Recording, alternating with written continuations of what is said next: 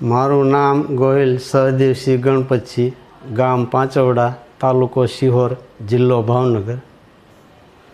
મને 7-8 વર્ષથી પગ બેન્ડ થઈ ગયા હતા। ચાલવામાં, બેસવામાં, ઉઠવામાં બહુ તકલીફ પડતી હતી। પછી અમે 2 વર્ષથી બહુ તકલીફમાં હતા। પછી અમે રાજકોટ ભાવેશસરની મુલાકાત લીધી।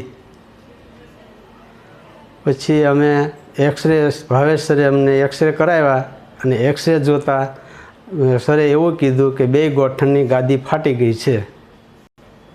સરે ઓપરેશન કરવાનું કીધું એટલે અમે ઓપરેશન કરવા રાજી થયા 2 ગોઠણના। મેં 2 ગોઠણનું ગાદીનું ઓપરેશન કરાવેલું છે ભાવેશસર પાસે।